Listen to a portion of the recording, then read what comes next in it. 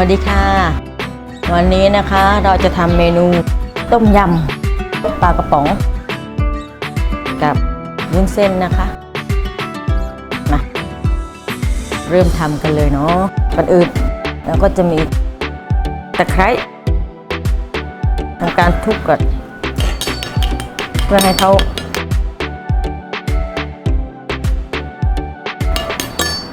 ความหอม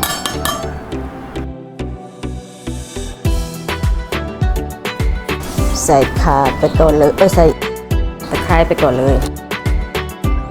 ตามด้วยข่า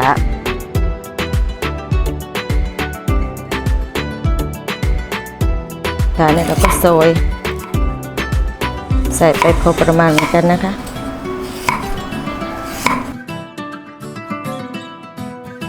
ไปก็จะเป็นหอม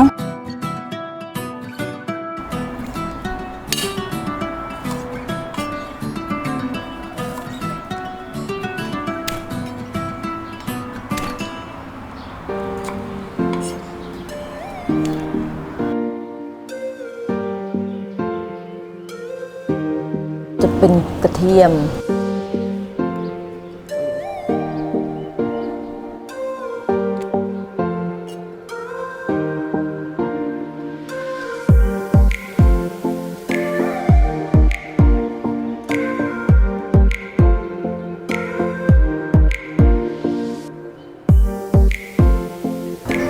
แดงนี่ก็ให้คว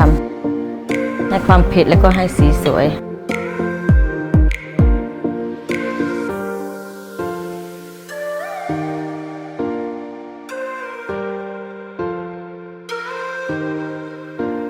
แล้วก็จะเป็นใบมะกรูดนะคะเราจะฉีกใส่ลงไปเลย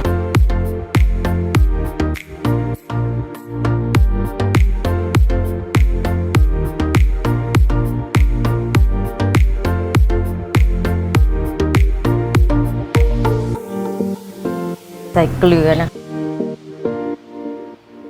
แล้วก็ประมาณสักชิ่ง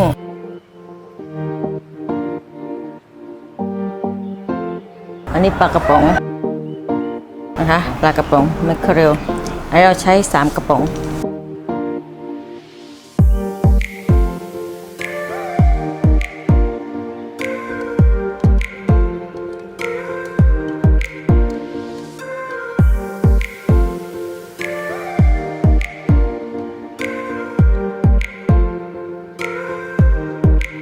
จะมีเป็นพริกเผารสจัด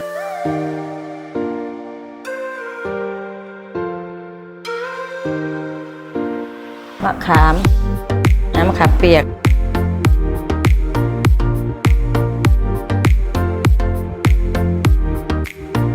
เราก็จะใส่ไปสัก1 ช้อนโต๊ะเหมือนกันน้ำตาลก็จะใส่ประมาณ1 ช้อนชาหรือครึ่งช้อนโต๊ะผงชูรสก็เหมือนกันประมาณ1 ช้อนชาหรือครึ่งช้อนโต๊ะน้ำปลาเราจะใส่ประมาณสัก1 ช้อนโต๊ะก่อนกลัวจะเค็ม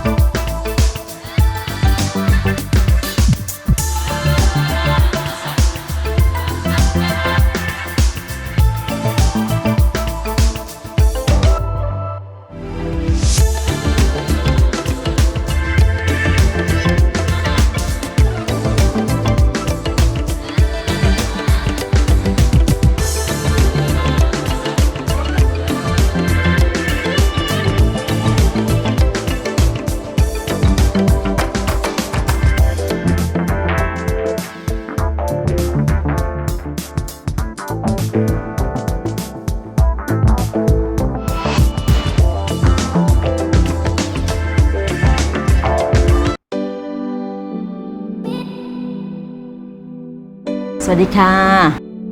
วันนี้มาในเมนูปลากระป๋องต้มยำปลากระป๋องใส่วุ้นเส้นนะคะ This menu we call spicy soup sardine with grilled noodle hey tasty กันเลย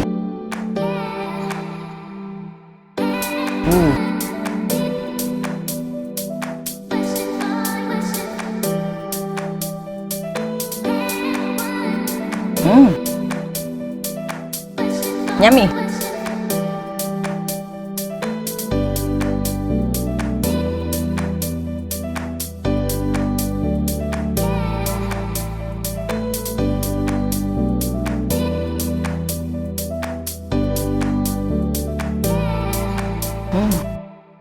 อร่อยค่ะอร่อยไว้นานเส้นจะอืดนะเนี่ย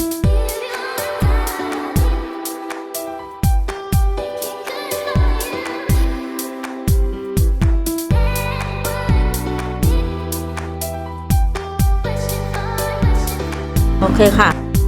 แล้วไว้เจอกันคลิปหน้านะคะ See you next time บ๊ายบาย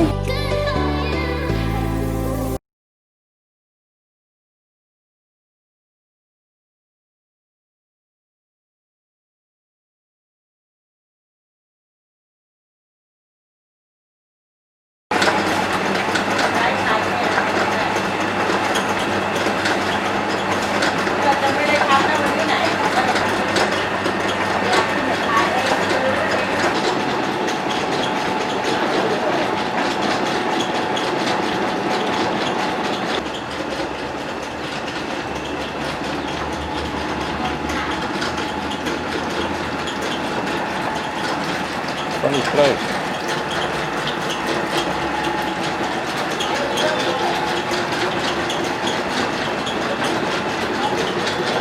Yeah. Cool. What is that?